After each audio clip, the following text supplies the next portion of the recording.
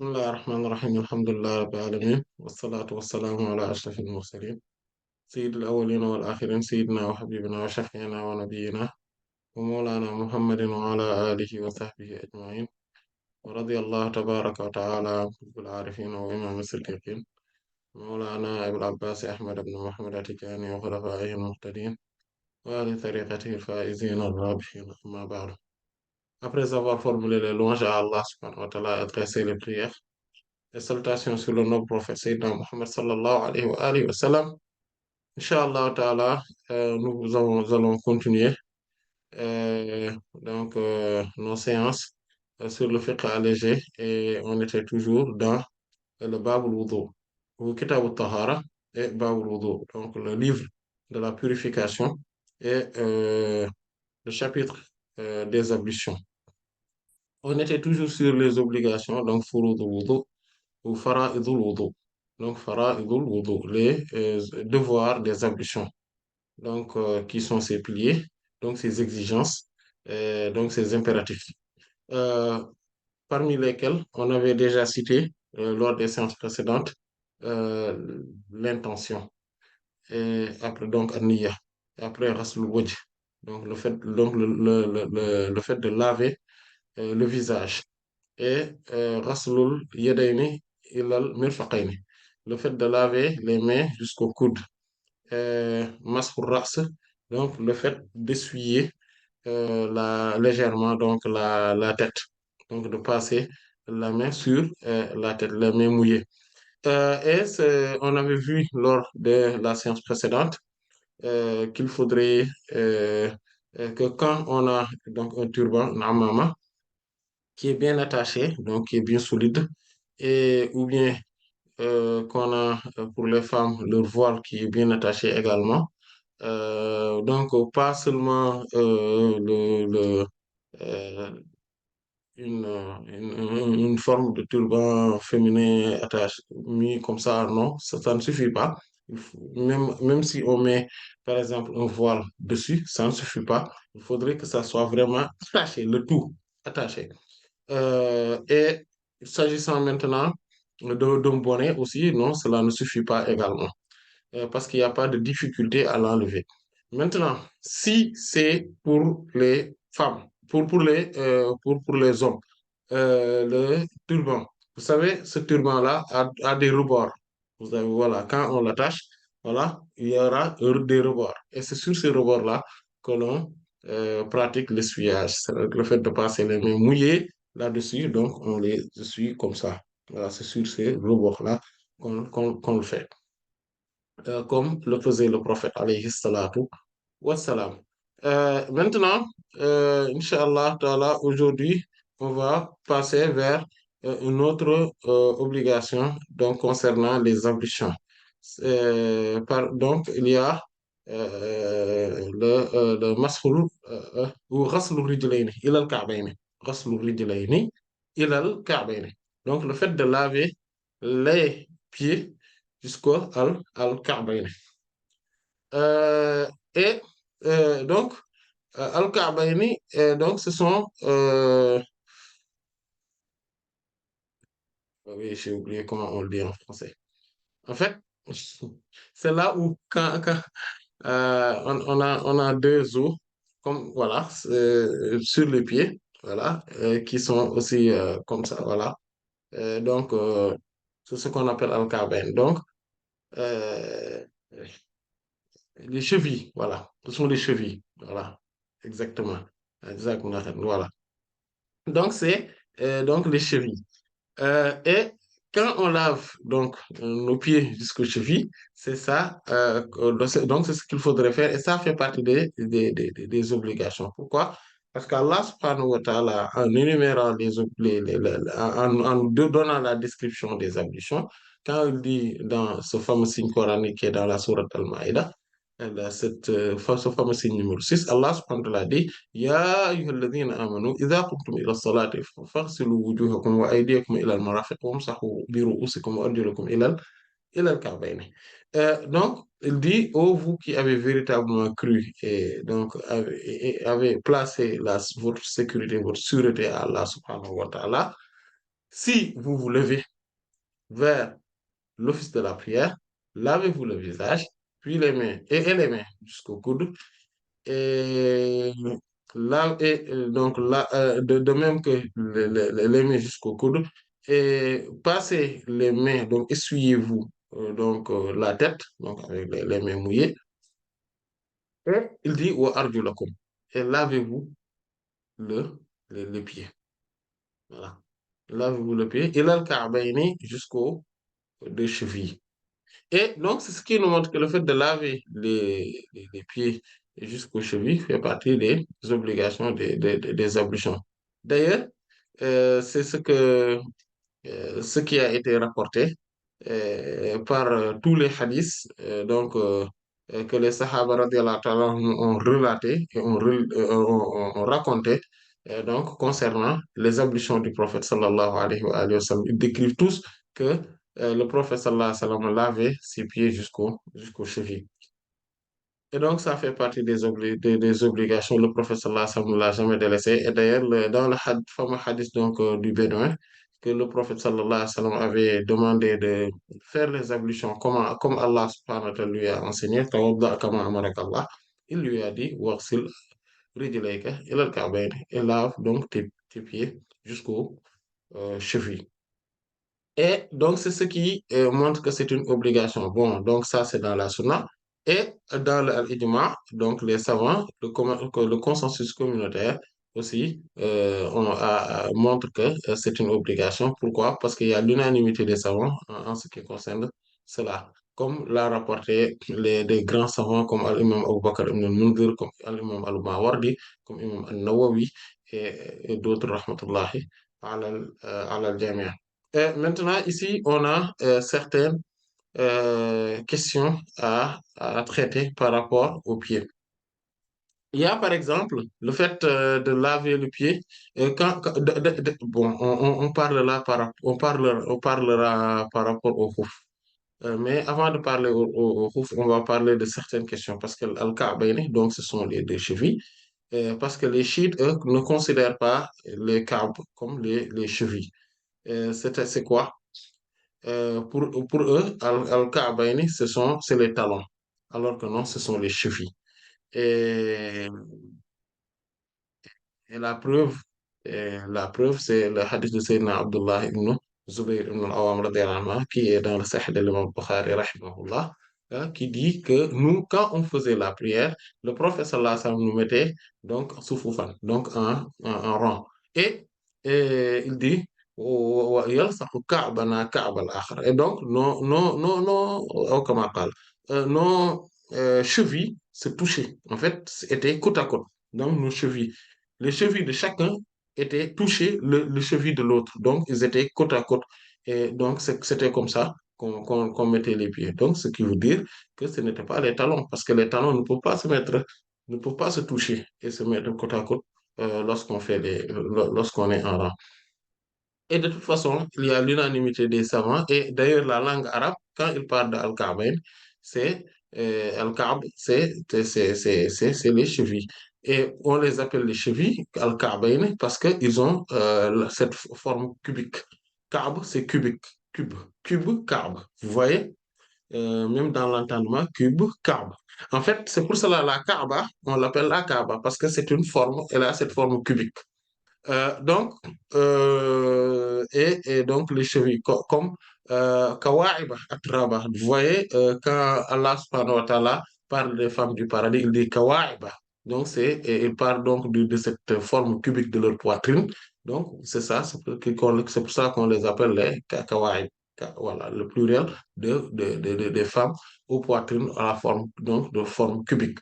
Donc, tout ça, c'est ce qui montre que c'est ce dont on parle. Parce que il n'y a que les deux chevilles. Donc, quand prend les deux chevilles avec le reste donc, du pied ou de la jambe plutôt, là où, où il y a la rencontre donc des chevilles et de la jambe du pied, etc. Donc, on voit que cette forme est plutôt cubique. Donc, bon, même si ce n'est pas totalement cela, mais c'est celle-là qui a cette ressemblance le plus, mais et non les talons.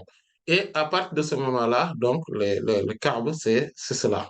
Et ça, c'est important à souligner. Et, et il faudrait se dire une chose là-dessus. Comme l'imam Al-Hafiz Ibn Kathir, rahimahullah, a précisé, dit que les Ahl Sunnah wal Jama'a ont divergé avec les chiites sur les pieds sur trois choses. Il y a trois questions où les Ahl Sunnah wal Jama'a ont divergé, totalement avec les chiites. Les chiites. La première, c'est le fait que sur le pied, hein, concernant les pieds. La première, c'est le fait que le pied se lave et on ne passe pas les mains dessus. On ne fait pas cela. Voilà. On ne fait pas que passer les mains dessus.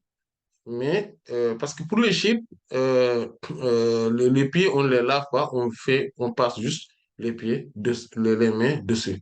Et ce qui montre que cette parole-là n'est pas vraie, c'est la pratique même du prophète sallallahu alayhi wa sallam. Parce que tous les hadiths de ceux qui ont rapporté la pratique des ablutions du prophète sallallahu alayhi wa sallam, comme nous l'avons dit ou nous l'avons précité donc lors des séances précédentes, tous ces hadiths montrent que le prophète sallallahu alayhi wa sallam lavait ses pieds.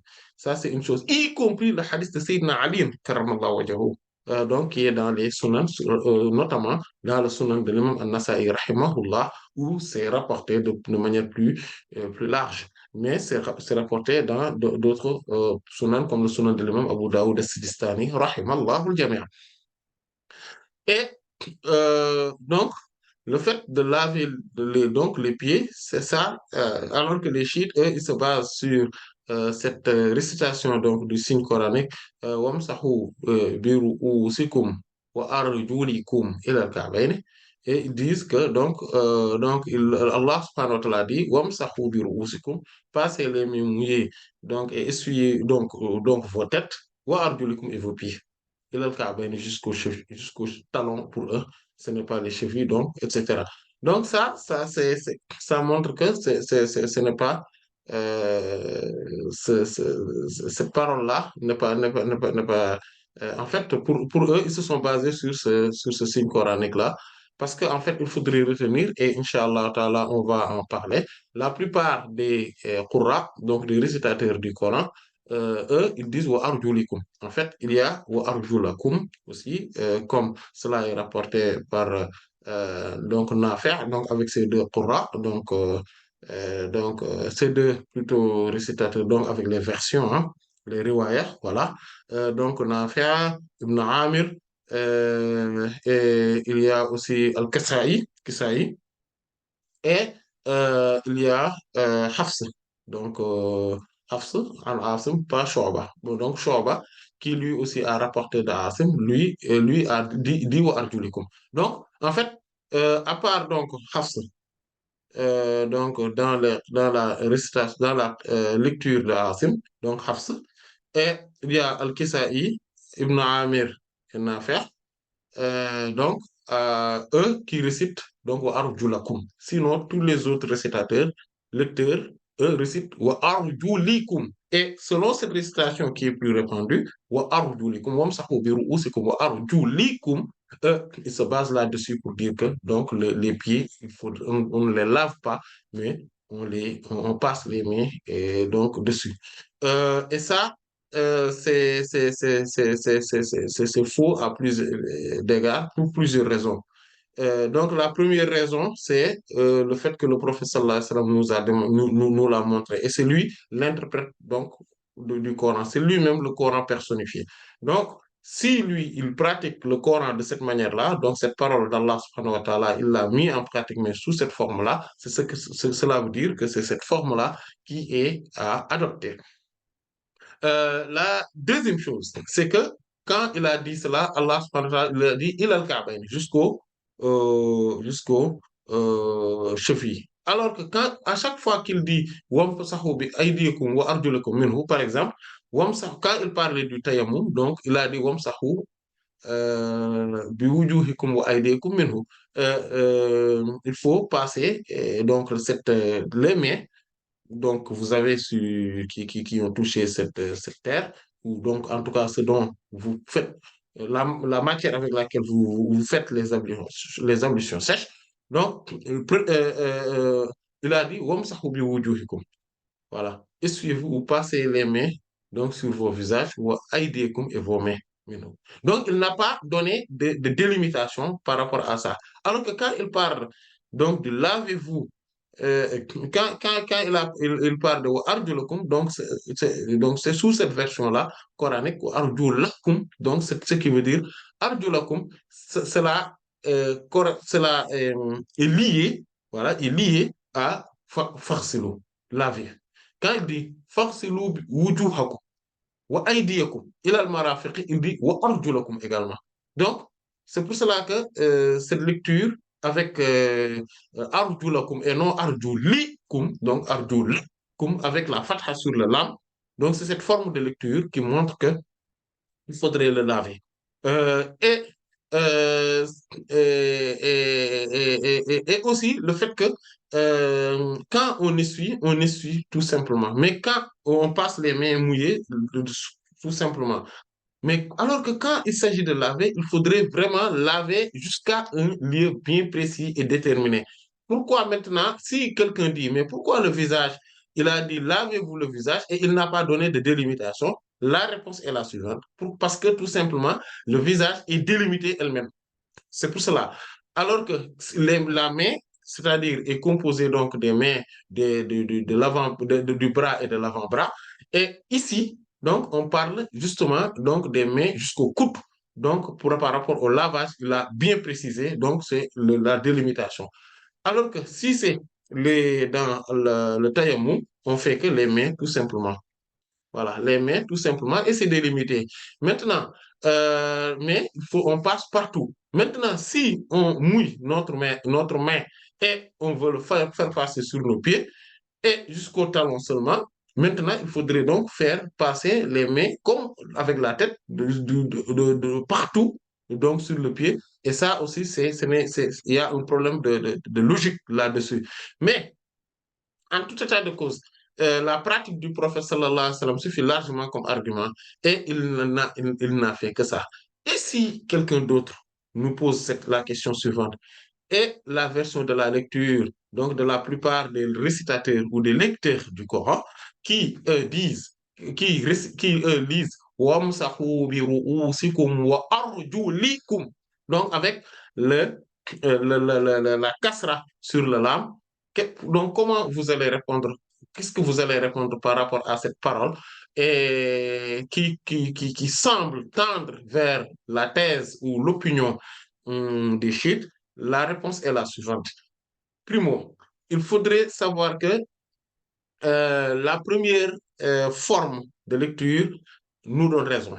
La deuxième forme de lecture, donc, nous montre, c'est-à-dire que ce jar-là, c'est ce qu'on appelle le jar, le fait qu'il y ait dans l'analyse grammaticale et arabe, donc dans l'analyse grammaticale, ou en tout cas dans la combinaison plutôt grammaticale, voilà, plutôt la combinaison grammaticale, il y a une kasra wa arjulikum. Ça, ce jar-là fait partie des jar, c'est-à-dire que des kasra qui sont les plus exceptionnels et les plus profondes. Et heureusement que le Coran en a donné un exemple. Sinon, beaucoup de gens allaient penser que cela n'existe pas. Et ce jar-là, c'est un exemple. C'est quoi? Wa arjulikum, c'est ce qu'on appelle jarul mujawara. C'est-à-dire, il y a une forme c'est la kasra qui est due au voisinage. Au voisinage. Pourquoi? Parce que quand il a dit femme sahou biru ou si, écoutez bien, si kum, donc il n'a pas dit femme sahou ou sakum, il a dit bi ou si kum. Et maintenant, pour être dans la même lancée avec le jar, c'est-à-dire avec la kasra à la fin, il dit wa arjulikum. Donc, c'est ce qu'on appelle jarul mujawara. Donc, c'est-à-dire, c'est une forme de kasra qu'on met à cause du voisinage.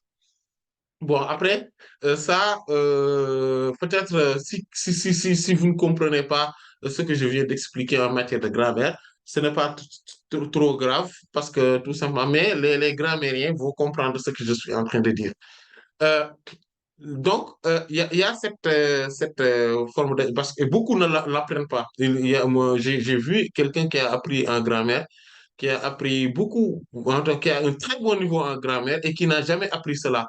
Un jour, on parlait, on discutait, ça fait des années, et je lui ai parlé de ce jar-là. Il m'a dit, mais vous venez de m'expliquer quelque chose toujours qui m'a toujours perturbé dans l'une des cassettes d'un cheikh qui, lui, avait ce jar. Il dit, mais le cheikh un tel, quand il faisait la traduction de cette cassette-là, arrivé ici, il a dit que, oui, lui, il ne comprend pas pourquoi le grand cheikh, à lui, donc pourquoi le grand cheikh n'a pas, voilà, avait fait un jar ici, avait fait une kasra ici, alors que normalement, il n'y a rien qui l'explique. Il m'a dit que quand je lui ai parlé de ce jar-là, il m'a dit, mais vous venez de m'expliquer pourquoi le jar, voilà, que je comprenne maintenant que pourquoi l'autre grand chef avait dit cela dans l'un de ses poèmes.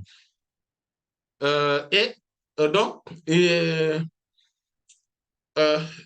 ça, c'est important. Donc, c'est le diable donc, du voisinage.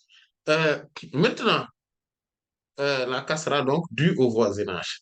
Et donc, et donc cela n'empêche pas qu'on lave donc les pieds. Et donc, la troisième chose, on avait parlé donc de la délimitation. Maintenant, donc, sur ce point-là aussi, il y a une divergence entre les chiites et les ahlus sunnah. Donc, la première, c'est le fait qu'on lave. D'accord? Pour les chiites, on passe les mains mouillées là-dessus. Ça, c'est la première différence. La deuxième différence ou la deuxième divergence entre les ahlus sunnah et les chiites, c'est quoi Al-Ka'bayn? Donc, les ahlus sunnah, eux, considèrent que ce sont des chevilles et les chiites, eux, considèrent que ce sont les talons. Ça, c'est la deuxième chose. Et ce qui montre que cette parole-là n'est pas logique, on a dit avec le hadith de Sayyidina Abdullah ibn Zubayr ibn al-Awwam radiyallahu anhu, mais aussi, il y a autre chose qui le montre. Quand Sayyidina Abu Hurairah radiyallahu ta'ala anhu dit, donc dans un hadith qui est dans les Sahih, il dit, إني سمعت أبا القاسم صلى الله عليه وسلم يقول ويل للأعقاب من النار. Quand il avait dit, اصبغوا الوضوء فإني سمعت أبا القاسم صلى الله عليه وسلم يقول ويل للأعقاب من النار. Il dit accomplissez de manière parfaite vos ablutions. Pourquoi? Parce que j'ai entendu Abul Qasim sallallahu alayhi wa sallam, donc le prophète Mohammed sallallahu alayhi wa sallam, dire ويل للأعقاب من النار, malheur aux talons, donc au feu qui les guette. Donc, c'est-à-dire parce que, et parce que quoi? Parce que le prophète sallallahu alayhi wa sallam avait vu des gens qui lavaient les pieds, donc des ablutions, mais il ne les lavait pas, il les lavait avec une certaine forme de négligence et il dit, ah, attention, il faut bien laver vos pieds, donc pour ne pas négliger une partie, donc comme les autres membres du corps aussi, il ne faut pas négliger aussi les pieds quand vous les lavez. Et donc cela montre largement qu'il faudrait laver les pieds, ça aussi. Pourquoi? Parce que si quelqu'un, donc ses talons vont être touchés par le feu, en enfer, parce qu'il va être puni par le feu. Donc, et ses talons vont être spécifiquement punis. Pourquoi? Parce il ne l'a pas bien lavé. Donc, ce qui voudrait dire que donc, il faudrait dépasser les talons pour le lavage. Et il faudrait insister là-dessus. Même si les chevilles aussi seront à laver, mais cela montre quand même que les talons, il faut faire attention par rapport à ça. Et donc, ce qui montre que cela, au moins, il faudrait dépasser cela. Euh, et et aussi, donc ça, c'est la deuxième divergence avec les Ahlus Sunnah wal Jama'a. Et la troisième divergence avec les Ahlus Sunnah wal Jama'a, c'est le khuf. Le fait qu'on puisse passer les mains mouillées sur des khufs. Les chiites le refusent carrément, eux, ils refusent cela. Et donc, sur ces trois points-là, et pour le khuf, Inch'Allah, ta'ala, on va y revenir plus largement pour quand on va en parler, soit aujourd'hui, Inch'Allah, soit lors de la séance à venir. Et il y a plusieurs questions relative à maintenant au pied après cela, après avoir bien déterminé cette question et bien avoir précisé cela. Inch'Allah, Ta'ala, on va les traiter une à une ces questions et ce sont des questions très importantes. Euh, la première, c'est que qu'il faudrait tout faire pour qu'il y ait rien. Par exemple, quelqu'un qui a de la henné, c'est pas un problème. Mais si c'est la henné qui est touchée, donc qui est encore en pâte, donc ou donc cela en fait cela empêche de telle sorte que cela empêche l'eau d'atteindre la peau donc, ou bien que quelqu'un qui a une certaine forme de crème, ou voilà quelque chose, donc comme ça. Donc, cela empêche donc d'avoir des ablutions valides. Et c'est pareil pour les émails, donc avec les mêmes subtilités qu'on avait soulevées lorsqu'on parlait des émails sur les ongles, donc des mains, mais donc sur les ongles aussi des pieds, c'est pareil. L'autre question qui est importante aussi par rapport à cela, c'est que quand quelqu'un aussi a, par exemple, une orteil, une sixième orteil, parce qu'on a cinq, hein, les doigts des pieds, voilà, les orteils. Donc, s'il en a une sixième, donc il faudrait aussi le laver. Et si un pied est aussi, par exemple, en dessous des chevilles ou en dessous, voilà, ou près des cheveux, voilà, et il y a ou bien une peau qui s'est séparée donc du pied, mais c'est en dessous et donc des chevilles ou à la hauteur des chevilles. Donc ça aussi, il faudrait le laver. L'autre question qui est relative aussi à cela, c'est que quand on va quand on a les chevilles qui sont donc le pied qui est coupé. Si c'est coupé à la hauteur des chevilles, donc on lave que les chevilles. Si c'est en dessous des chevilles, donc il faudrait laver ce qui reste jusqu'aux chevilles. Et si c'est en dessus, alors voilà, donc au-dessus donc des chevilles, donc on n'a rien à laver. Et donc ça aussi, c'est important de le savoir. L'autre question qui est donc presque qui a trait à cela, c'est quand on a maintenant des prothèses, de telle sorte que c'est-à-dire que des prothèses qui remplacent les pieds pour qu'on puisse marcher. Voilà. Est-ce qu'on va le laver ou pas? Et c'est pareil pour les mains aussi. Et là, il y a ce qu'on appelle, c'est là où intervient un concept usulique, c'est-à-dire de usul fiqh, donc de la méthodologie fondamentale du droit musulman, qu'on appelle qiyas shabah, c'est-à-dire l'analogie de la ressemblance. Qu'est-ce que c'est? C'est que quand on a l'analogie, quand on fait du parallélisme, il y a toujours, euh, al-asl, c'est-à-dire donc la base, d'accord? Euh, L'élément de base, et on a al-fara', donc l'élément secondaire. Donc, voilà. Donc, l'élément primaire et il y a l'élément secondaire sur lequel, dont on veut savoir le statut. Et après, il y a al-illa. Al-illa, c'est la raison qui les lie, les deux. Donc, les deux éléments-là, primaire et secondaire, il y a une raison qui les lie. Et cette raison, après, il y a maintenant le statut. Le statut de la première, on le connaît. Donc, si la raison qui les lie est connue, est bien identifiée, et si cette raison-là est sur la première de la même manière qu'elle est sur la deuxième, donc sur le premier élément de la même manière qu'elle est sur le deuxième, le second élément, donc l'élément secondaire, et là, on va donc donner le statut donc de la première à la deuxième, donc au deuxième élément, donc du premier élément au deuxième élément. C'est ça. C'est ça ce qu'on appelle al-qiyas. Maintenant, donc c'est ce qu'on appelle al-qiyas. Al-qiyas, c'est-à-dire l'analogie, le parallélisme. Euh, euh, Par exemple, quand on dit que l'alcool est illicite à la consommation, pourquoi? Parce que ça rend ivre. OK? Il y a ce caractère enivrant. Et si on dit que, par exemple, il y a une boisson euh, fermentée, n'importe laquelle, qui aussi rend ivre. Donc, on dit que il a le même statut juridique que l'alcool. Pourquoi? Parce que on a fait le parallélisme, l'analogie avec donc, cet alcool-là qui était en vin. Vous voyez? Donc, c'est pareil. Euh, et ici, le qiyas ou Shabbat, le problème, c'est que on a les éléments. On a l'élément secondaire. On ne connaît pas son statut, mais on va le comparer avec l'élément primaire qui, lui, n'est pas stable. C'est-à-dire, il faut deux éléments et parmi ces deux éléments-là, il faut trouver lequel il se rapproche le plus. Voilà.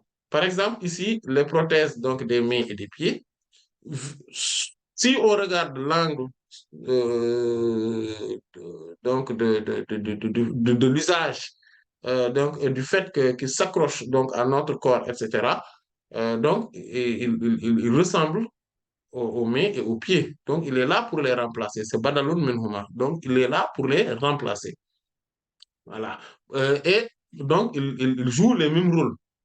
Et donc, à partir de ce moment-là, on peut se dire que donc, ils ont le même statut.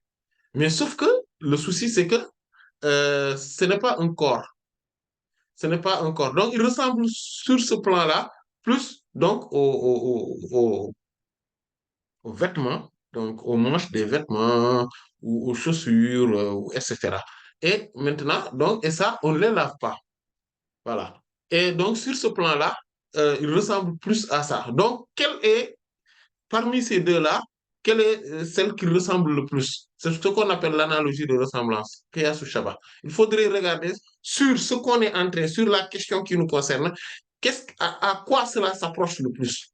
Et si on se dit que, ah, comme il est là, et que الفرع يأخذ حكم الأصل ou al-badal يأخذ حكم الأصل, donc c'est-à-dire le remplaçant va prendre le statut donc de sa base, de son principe, de ce dont il remplace, là, on va le laver. Si on se dit que non, il n'a pas le même statut et exactement sur cette question-là, pourquoi? Parce que euh, lui, on l'enlève, on le met quelque part. Il est là. C'est comme on enlève des habits, comme on enlève des chaussures, comme on enlève d'autres choses. Voilà. Donc, on va pas le laver. On va pas le laver. Et aussi, comme les pieds et les mains, euh, ils ne sont pas là. On ne va pas passer les mains mouillées là-dessus. Donc, on ne peut pas le comparer aussi au houfou, ni au turban, etc. Donc, vous voyez, donc à partir de ce moment-là, on ne le lave pas et c'est comme s'il n'existait pas également. Parce que, voilà, même si c'est artificiel, hein, même si ce sont des prothèses artificielles qui ressemblent, donc qui sont robotisées et attachées aux veines, etc., et qui ressemblent aux pieds normaux ou aux mains normales, même si c'est ça. Voilà, ils n'ont pas ce statut-là qu'on les lave. Donc, on ne les lave pas. Voilà. Donc ça, c'est important aussi de le souligner. Il y a aussi, par contre, une autre question qui est d'une importance capitale par rapport au lavage des pieds. C'est les doigts, les orteils, entre les orteils. Vous savez, on avait parlé donc entre les doigts des mains. On avait dit que chez les Malikites, rahmatullah alayhim, at-tahlil, donc le fait de laver les entre-doigts, donc là, c'était une obligation. Et le professeur semble les laver ainsi, de cette manière-là. Et donc, passer les mains, donc il faudrait laver donc, partout là, donc sur les doigts. Et concernant maintenant les doigts des pieds, les Malikites, rahmatullah alayhim, ont donné une différence. En fait, ils ont différencié le statut des doigts des mains et ceux des pieds. Ils ont fait une différence entre ces deux. Pourquoi? Ils se disent que pour les doigts des mains, c'est obligatoire. Et l'entre-doigt, les entre-doigts, il faudrait aussi les laver. Il faudrait passer donc les doigts dessus pour s'assurer que l'eau a bien touché partout. Or, pour les doigts des pieds, c'est une sunna, c'est une tradition, ce n'est pas obligatoire. Pourquoi ils ont fait cette différence? Ils ont différencié ces deux statuts, ces deux choses, alors qu'ils sont pareils. Ils disent, rahmatullah alayhim wa radi anhum, que, en fait, il faudrait comprendre que les doigts des mains, Allah subhanahu wa ta'ala les a créés de telle sorte qu'ils s'écartent naturellement et facilement. Alors que les doigts du pied, donc, s'écartent difficilement. Et donc, pour cette complication et cette forme de difficulté, si on veut les écarter, on risque même d'avoir une crampe des orteils, des doigts, etc. Donc, pour les écarter, c'est pas facile. Et donc, à partir de ce moment-là, vous savez, quand c'est les pieds, les mains, le fait de passer les doigts entre les deux doigts, donc c'est pas compliqué. Alors que si c'est les mains, il faudrait vraiment faire un effort supplémentaire. Et à partir de ce moment-là, donc, à cause de cette difficulté, ils ont fait une différence entre ces deux-là. Et donc, le fait de passer les mains ou donc les doigts entre les orteils, donc, ce n'est pas une obligation comme avec les mains, mais c'est une sunna. Et pourquoi aussi? Parce qu'il y a une règle de fiqh qui dit al-mashaqqatu tajlibu at-taysir. Donc, la difficulté engendre la facilité. Donc, en tout cas, une solution de facilité de la part de la charia. Et aussi, donc, cette difficulté, cette contrainte-là, il faudrait la prendre en compte. Autre question. Si on a un autre doigt, un autre orteil, une sixième. Donc, ah oui, je pense qu'on en a parlé tout à l'heure. Celle-là aussi, il faudrait la laver. Et pour laver aussi les pieds, il faut faire très attention aussi par rapport donc au-dessus des chevilles et par rapport aussi au creux des pieds, ou la plante des pieds. Vous voyez, parfois il y a une forme de creux là qu'il faudrait faire attention aussi par rapport à ce niveau-là. Donc tout ça, donc ce sont des questions qui sont relatives donc au pied. Euh, et, et voilà, tout simplement. Donc, c'est la dernière chose qui fait l'unanimité. Donc, auprès de tous les savants musulmans, en tout cas des Ahlus Sunnah wal Jama'a, donc de leur caractère obligatoire. Donc, la première chose qui est obligatoire, c'est le fait de laver, donc c'est la niyyah, donc l'intention. Donc, sauf pour les Hanafites, rahmatullah alayhim, mais pour les autres, tout le monde est d'accord que c'est obligatoire. Ils ont juste divergé, comme on l'avait bien précisé lors donc des séances précédentes, donc sur le fait que c'est une condition ou c'est un pilier. C'est là où ils ont divergé. Est-ce que c'est une charte, donc une condition, ou bien c'est un rukn, donc un pilier? Donc ça, c'est la première obligation. La deuxième obligation, c'est une exigence, un impératif. euh, c'est le fait de laver le visage. La troisième, c'est le fait de laver les mains jusqu'au coude.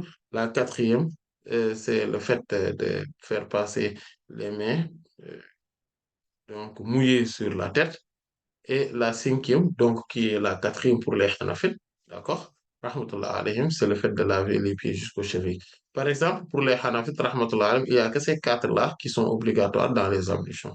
Et que c'est, et que euh, rien parmi tout le reste n'est obligatoire. En fait, c'est pour cela que les ablutions des Hanafites, rahmatullah alayhim, c'est la plus simple. Et c'est des Malikites aussi n'est pas des plus difficiles, n'est pas des plus compliqués. Inch'Allah ta'ala. Donc, lors des séances à venir, Inch'Allah, on va plus traiter par rapport au Khufu avant de traiter les autres obligations que sont, selon les Malikites, ad-dalk, donc le fait de frotter, de faire passer donc, les mains sur le corps. Il y a aussi al-muwalat, qu'ils disent aussi al-fawr, c'est-à-dire c'est l'agencement, voilà, l'agencement, ou en tout cas, euh, euh, la succession plutôt, voilà, al-muwalat, la succession, donc qui est dit par certains malikites rahmatullah al-fawr, la rapidité. Inch'Allah ta'ala, tout ça on le verra parmi et donc les obligations des ablutions, Inch'Allah ta'ala. On va laisser la place aux questions, Inch'Allah. Et Allah en sait davantage. Wallahu ta'ala a'lam. Wa sallallahu ala sayyidina Muhammadin wa ala alihi wa sahbihi ajma'in. Subhana rabbika rabbil izzati amma yasifun. Wa salamun ala al-mursalin. Alhamdulillahi rabbil alamin.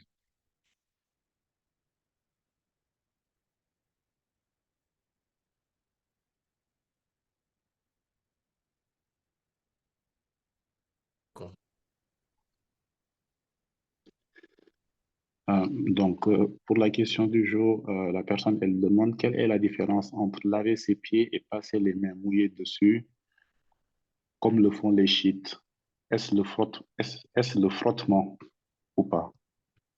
Non, non, non, non. Il y a une grande différence. En fait, la différence, c'est que quand vous voyez, le fait de prendre de l'eau mouillée et le faire passer sur la tête lors des ablutions, ce n'est pas pareil que quand on lave, par exemple, la main ou le visage. Les deux statuts ne sont pas pareils. Pour eux, il faudrait juste mouiller les mains et les faire passer sur les pieds. Or, pour les Ahlus Sunnah wal Jama'a, donc, parmi donc, les quatre écoles juridiques et tant d'autres savants, rahmatullah alayhim, donc, qu'est-ce qu'il faudrait faire? Il faudrait les laver totalement, c'est-à-dire mettre les pieds sur donc, c'est-à-dire que verser l'eau sur les pieds et donc elle est lavée. Bon, maintenant, le fait de faire passer les mains, les frotter, tout ça, c'est les malikites rahmatullah alayhim qui en font une exigence, alors que les autres n'en font pas une exigence. Mais la divergence réside sur le mot rasala, c'est-à-dire le verbe rasala. Rasala, c'est-à-dire laver. Est-ce que donc, al-ghasl. Donc, le fait de laver, est-ce que cela implique le fait de frotter ou cela implique tout simplement le fait de verser l'eau? Et c'est là où ils ont divergé. Tout simplement, c'est une question plutôt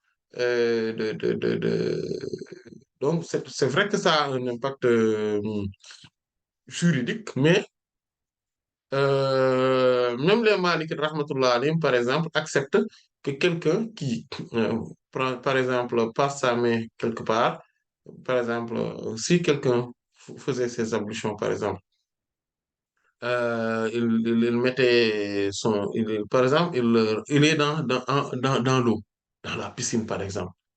Bon, dans la piscine avec l'eau qui pourrait être, qu'on pourrait faire des ablutions. Quand l'eau n'est plus lustrale, voilà, on ne peut pas l'utiliser. Mais voilà, ou bien dans le marigot, dans la rivière, voilà, en mer, voilà, dans un fleuve, etc.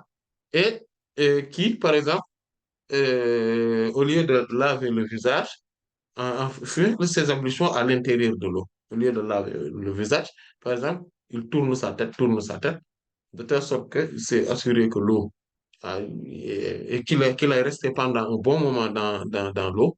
Donc, et la main, pareil, etc. Pour eux, c'est bon. En tout cas, pour certains parmi eux, donc c'est les malikites, pour une bonne partie parmi eux, rahmatullah alayhim, c'est bon. Pourquoi? Parce que l'essentiel, c'est que pourquoi on frotte? On frotte après avoir versé l'eau. Pourquoi? Pour s'assurer que l'eau est passée sur la peau et que un peu partout, c'est-à-dire que, ou bien plutôt partout sur l'organe, en tout cas à laver, il y a l'eau qui est vraiment passée et est vraiment en contact avec la peau. Et c'est ça. Donc, c'est pour s'assurer sur cela. Selon les Malikites, on ne peut pas laver donc un organe, un membre tout du corps, sans le frotter. C'est-à-dire que sans avoir passé la main dessus. Pour les autres, on peut le faire. Tout simplement, c'est là où il y a la divergence. Maintenant, chez les chiites, ce n'est pas ça. Donc, par rapport aux pieds, c'est vraiment le fait de ne pas les laver, mais de passer, comme avec la tête, juste de passer la main mouillée sur la tête. Comme si, par exemple, on faisait sur nos chaussettes ou... Alhamdulillah. sur nos chaussettes ou euh, sur nos chaussures qu'on faisait passer nos mains mouillées dessus. C'est comme ça qu'ils font avec leurs pieds. Et c'est là où il y a une différence, une divergence avec le Sunnah wal Jama'a. Et c'est une différence extrêmement importante. Allah en sait davantage. Allah ta'ala. Jazakumullah khairan. Hmm. Donc, on va s'en tenir là, Inch'Allah. Allah ta'ala alam wa sallallahu ala sayyidina Muhammadin wa ala alihi wa sahbihi ajma'in. Subhana rabbika rabbil izzati amma yasifun wa salamun ala al mursalin walhamdulillahi rabbil alamin.